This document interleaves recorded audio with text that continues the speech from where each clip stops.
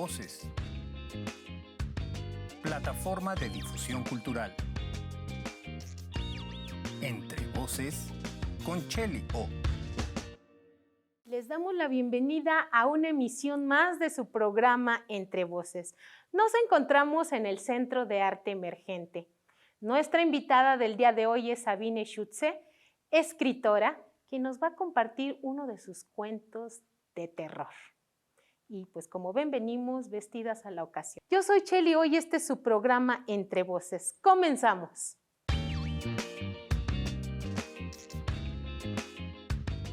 Nos encontramos con nuestra invitada Sabine Schutze.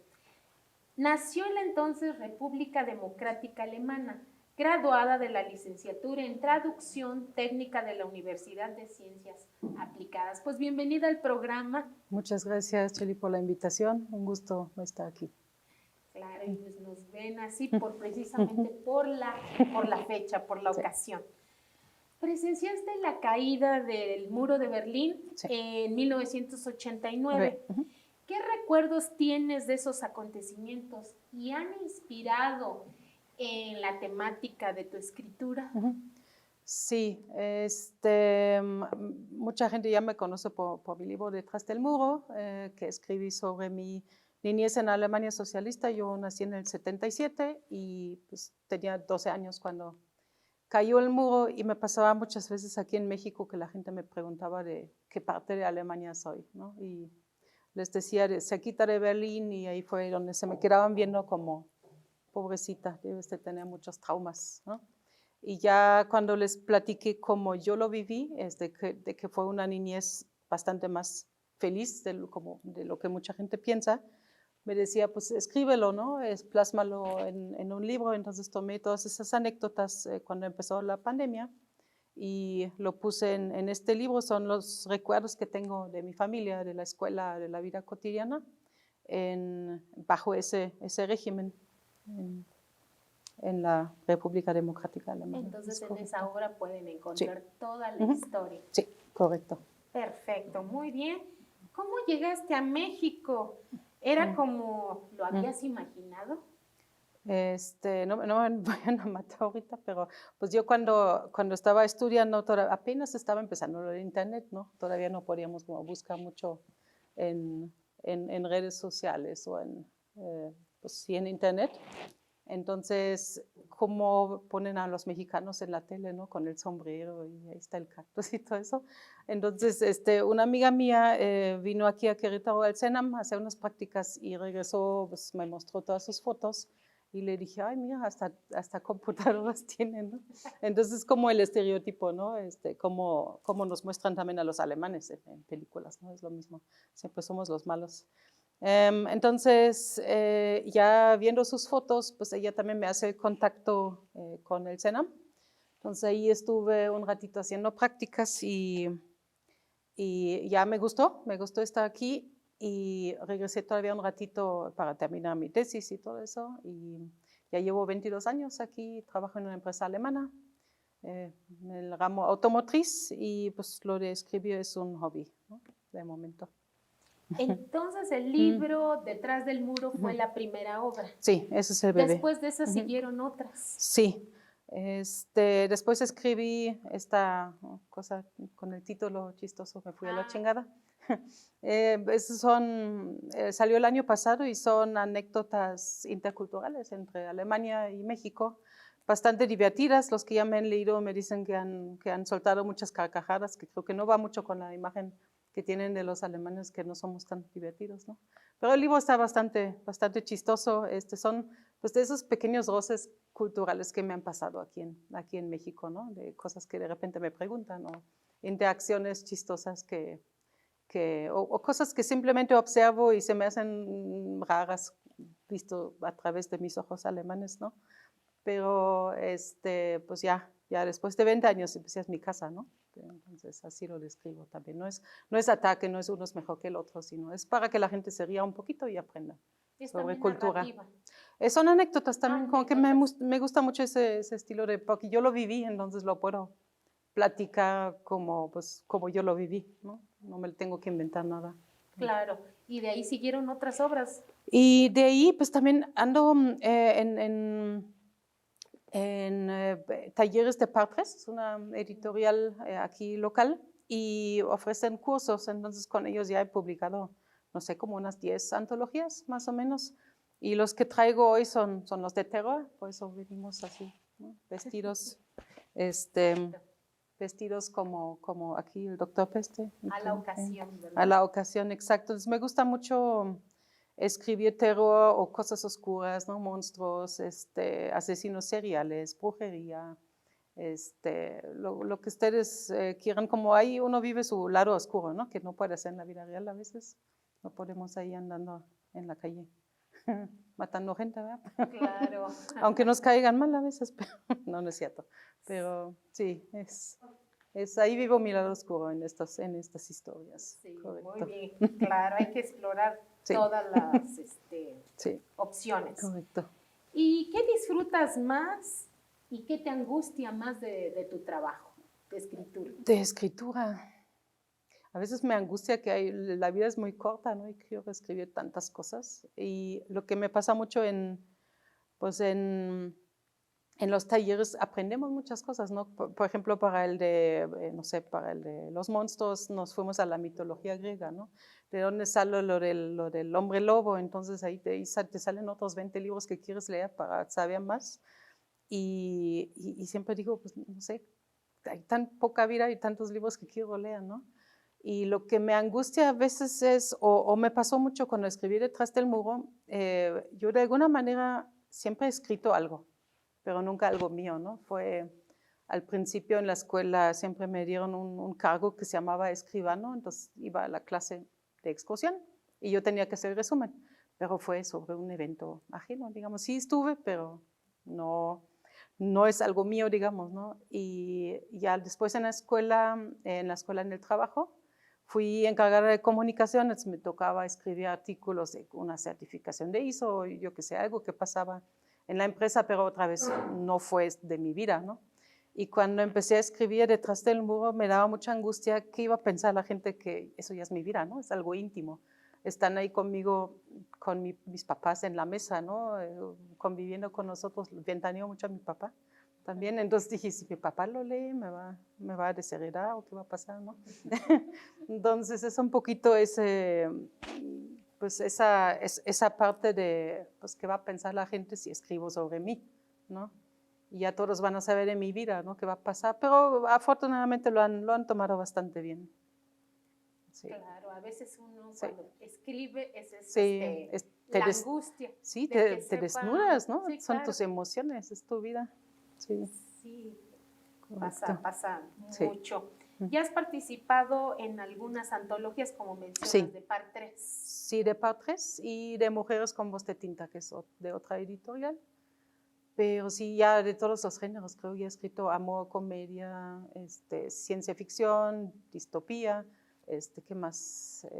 Terror, muchos de terror. El que disfrutas más es el terror. Sí, y historia también. Tengo uno de historia sobre mujeres fuertes en la historia. Eso también lo disfruto mucho, son mis géneros favoritos, la historia y el terror, el miedo. Correcto. Muy bien, pues nos vamos a nuestra cápsula literaria y regresamos con nuestra invitada Sabine Schutze. Cápsula literaria. Entre voces con Cheli O.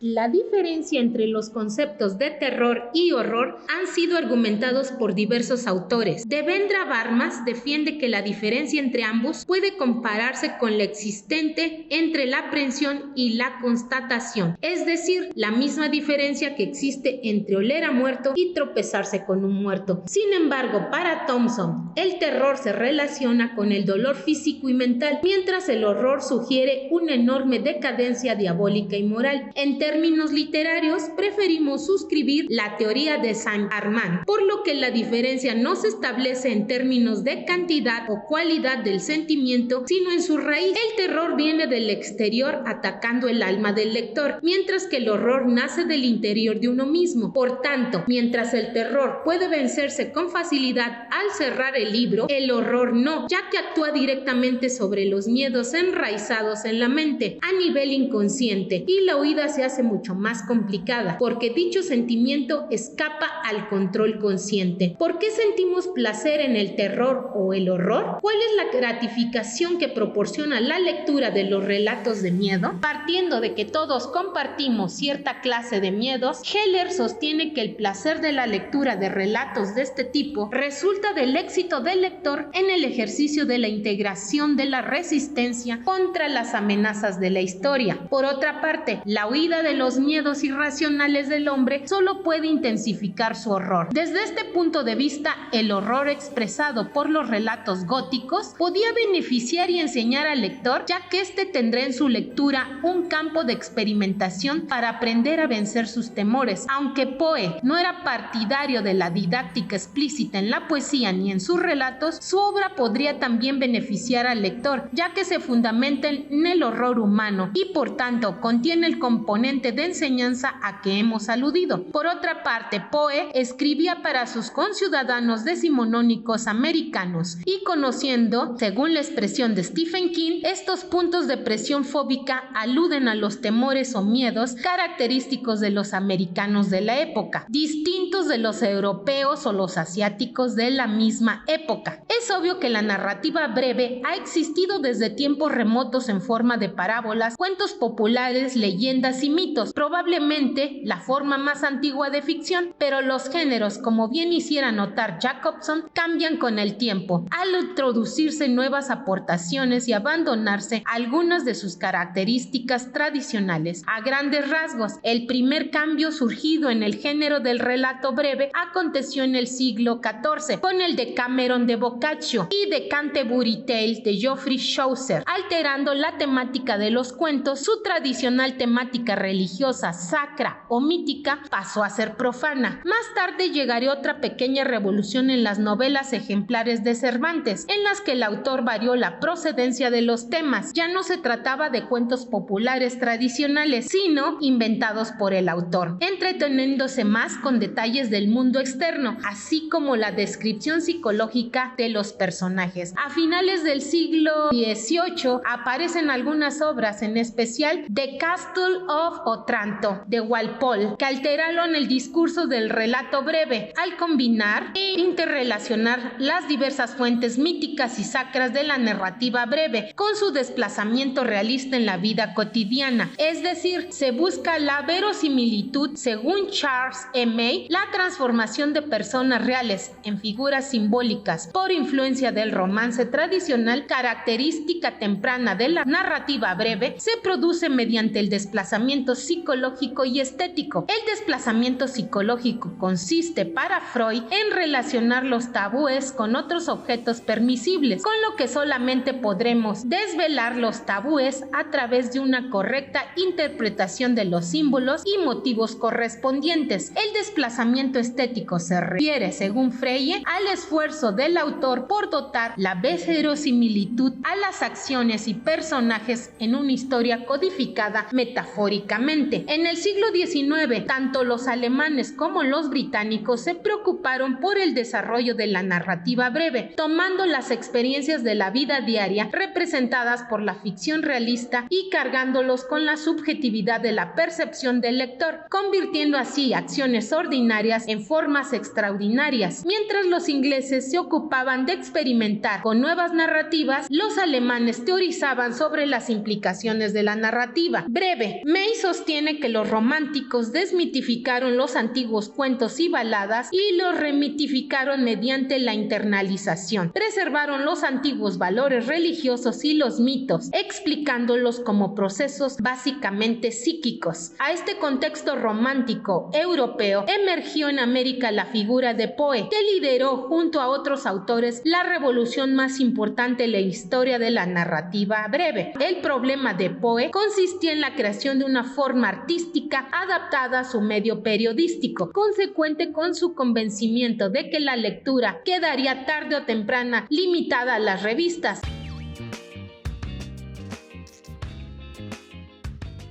Regresamos con nuestra invitada Sabine Schulze. Pues nos estaba platicando de sus obras ¿Y cuáles son tus próximos proyectos, lo más cercano que tienes? Bueno, van a salir 2 antologías más con Patres. Ahora esperamos que todavía salgan antes del Día de Muertos, porque sale uno sobre la muerte, precisamente, que son ritos funerarios, concepciones sobre la muerte. Y otra sobre simbología. Vimos símbolos en diferentes culturas que significan o qué significados les podemos dar, porque para cada quien pueden significar otras cosas. También de Detrás del Muro estoy grabando audiolibro, no yo, pero sí alguien que sepa de esto. Porque mucha gente me ha preguntado si no tengo audiolibro, porque ya hay gente que ya no tiene como pues, la vista tan buena, ¿no? para estar leyendo el libro. Y en Detrás del Muro también viene un pequeño capítulo donde describo cómo se conocieron mis abuelos en la Segunda Guerra Mundial por carta, la carta al soldado desconocido. Y este capítulo lo estoy haciendo novela, llevo más o menos la mitad. Entonces pero va a ser novelado porque no sé mucho de la información, ya fallecieron los dos. Sé solamente de las cartas, sé más o menos cómo fue el proceso, cómo empezaron a escribirse y que después de 2 años mi abuelo tuvo como vacaciones de frente, regresó, le pidió la mano y ya no se anduvieron con rodeos. Y toda esa historia la pongo pero novelada en mi primera novela, ahora ya no es anécdota, sino es ya novelado. Esos son los siguientes. Se conocieron por medio de carta. Cartas, exactamente. No se conocían en persona. Pues ya eventualmente sí, pero creo que se habían visto 2 veces y ya le pidió la mano. Sí, exacto. Muy bien, ¿y cuáles son tus redes sociales si nos las vas a compartir con nuestra audiencia? Estoy en Facebook como Detrás del Muro, 1989, como el título del libro, y en Instagram como schütze.sabine, si gustan seguirme. Muy bien, y este mes va a estar muy concurrido, sí, ¿verdad? De lecturas. Sí. ¿Ahí correcto. pueden consultarlas, las presentaciones? Sí, en las 2 redes sociales, ahí pongo las siguientes lecturas. Estuve la semana pasada también en una escuela y espanté un poco a los chicos con una historia de terror. Me dijeron después, me dio algo con una un poco más larga que le leí. Y voy a estar en varios cafés próximamente, en la biblioteca municipal José Faustista Domínguez se llama, sí. Por universidad también, el miércoles con la chica que hace La Llorona en el Museo de la Ciudad, Ariami, exacto. Ahí tengo otras con Ana Saavedra, que escribe sobre fantasmas, entonces ahí hacemos colaboraciones con otros escritores. Muy bien, pues nos vamos a escuchar un cuento que nos vas a presentar, un cuento de terror. Muy adecuado a nuestra época. Me despido de su programa Entre Voces, no sin antes recordarles suscribirse a su página Entre Voces por TV UNAM. Yo soy Cheli O. Hasta pronto.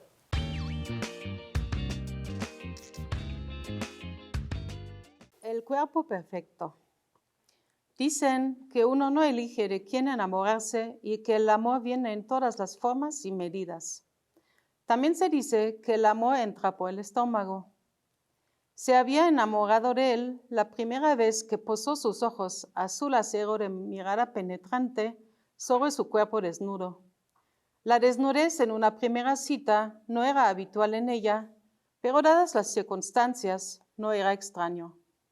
Él se mostraba frío e indiferente, callaba, no la miraba, mas ella se deleitaba en la perfección de todo lo que observaba en él. Estaba tendido frente a ella, inerte, delgado, pero musculoso, con los ojos cerrados. Ella pasaba las yemas de su mano derecha, ligeras como una pluma, sobre su torso. La sensación de piel contra piel la electrificaba. Era tan perfectamente bello que no podía resistirse, tenía que tocarlo una y otra vez. Parecía esculpido como una de esas estatuas de dioses griegos. Incluso su cabello rubio rizado de ángel contribuía a esa comparación. Lo dejaría descansar en lo que realizaba sus tareas de la mañana. A la hora del desayuno lo encontró igual. Le quitó la sábana, a pesar del frío, para contemplarlo, sentada junto a él, saboreando su queso cottage frío con moras azules frescas, cuyo jugo penetraba en el lácteo blanco, mezclándose con este en un color deliciosamente azulado y sucio. Sus papilas gustativas se deleitaron con la cremosidad del queso y los destellos ácidos de la mora, mientras que las pupilas de sus ojos seguían contemplando la perfección de la figura que yacía frente a ella. Comparaba el azul de la mora con el color ligeramente morado azulado de su piel. Muchos cuerpos habían pasado por sus manos y su vida, pero su mirada penetrante cubría fácilmente las partes defectuosas. Algunos eran demasiado gordos, de barriga hinchada o calvos, o demasiado flacuchos y de una blancura enfermiza. No se le antojaban nada. Algunos hasta parecían gemir de forma extraña o tener los ojos abultados. Este era el primero que literalmente le abría el apetito por algo más duradero, mientras le duraba el gusto. Estaba prendida de su aspecto inmaculado. Ella era una chica atractiva y muchos hombres querían salir con ella, pero ella tenía gustos muy específicos que no cualquiera satisfacía. Lástima que el deber la llamaba. Con gusto se quedaría con él, sumida en sus cavilaciones. Cuando al mediodía le dio hambre, desenvolvió su sándwich y lo mordió. No quiso comer sola, tenía ganas de verlo. A pesar del frío, quitó nuevamente la sábana. Quería que se volteara y la viera a los ojos. ¿Serían verdes? ¿Azules como los suyos? Pasó las yemas de su mano derecha nuevamente con ternura y suavidad sobre la piel fresca, mientras que con la mano izquierda se acercaba el sándwich, igual de frío, a la boca hambrienta. Las puntas de sus dedos exploraron la herida en su pecho. Encontró un pequeño orificio debajo de su hermoso pezón, el cual había acariciado cuidadosamente solo instantes antes. ¿Una novia celosa? ¿Un esposo enfurecido? ¿Una pelea callejera? ¿O una herida de guerra? Acababa de conocerlo, así que aún no sabía mucho de él. Tal vez durante la cena averiguaría más sobre esta herida, que de ninguna manera disminuía su atractivo, al contrario, le confería un aire de misterio y lograba que quisiera saber más del hermoso hombre el cual había llegado a su vida en este lugar insólito. Ya habría tiempo de conocerlo mejor. Se inclinó sobre su piel para inhalar su aroma, una mezcla entre acre, ácido y afrutado. Los hombres no tenían por qué oler a lociones caras, para eso son hombres, para tener el humor fuerte, como el de sus zapatos. Cuando llegó, lo primero que le quitó fueron los mocasines elegantes color café. El olor aún característico del cuero delataba que eran relativamente nuevos. La fragancia del mocasín se entremezclaba con el del sudor típico del pie humano. Considerando que los pies tienen alrededor de 250,000 glándulas de sudor y las bacterias en la piel lo descomponen, resulta poco sorprendente que esta parte del cuerpo huela más fuerte que otras. Lo que a la gente normal le resulta repugnante y apestoso, a ella le parecía sensual y excitante. Se quedó con los zapatos una vez que se los quitó. No tenía ninguna intención de regresárselos. Los veía, olía, acariciaba, besaba y lamía cuando no podía estar cerca del objeto de su obsesión. Eran parte de él. Su excitación era tanta que la distraía y una oliva resbaló del sándwich y cayó justo dentro de la herida en su pecho.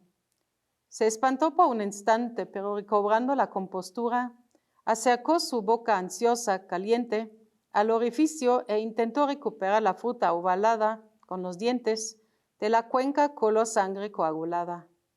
Se le escapó una risilla sofocada de satisfacción y un escalofrío le enchinó la piel. Masticó la densa y firme aceituna y disfrutó su sabor amargo, el cual despertó sus pupilas gustativas de golpe. Había algo más mezclado en el sabor de la aceituna, una connotación ligeramente dulce, afrutada, nauseabunda casi. El llamado de su deber la sacó de las contemplaciones de aquel dios griego. En lo que se alejaba de su lecho, ya lo extrañaba. Le tocaba trabajar esta tarde y su estómago le exigía alimento. Decidió pedir pizza al mismo lugar nuevo que había abierto hacía poco en el vecindario. Entregaban a domicilio aún a esa hora.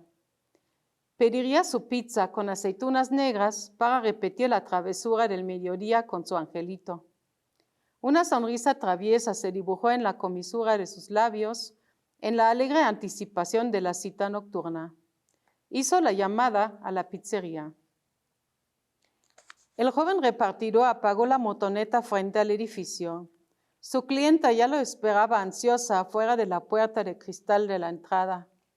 Otra vez estaba absorta en su contemplación de unos zapatos cafés que mantenía con ambas manos cerca del rostro, como si los estuviera olisqueando. Una imagen espeluznante. Ya era la tercera vez en 3 días que aquella joven hacía un pedido. Le entregó la pizza y ella lo premió con una generosa propina y una amplia sonrisa macabra que le heló la sangre. O tal vez simplemente era este lugar el que le provocaba las sensaciones lúgubres. Mientras se subía a su moto para emprender el camino de regreso a la pizzería, volvió la cabeza al edificio y por su vida no comprendía cómo trabajar en semejante lugar les daría ganas de comer.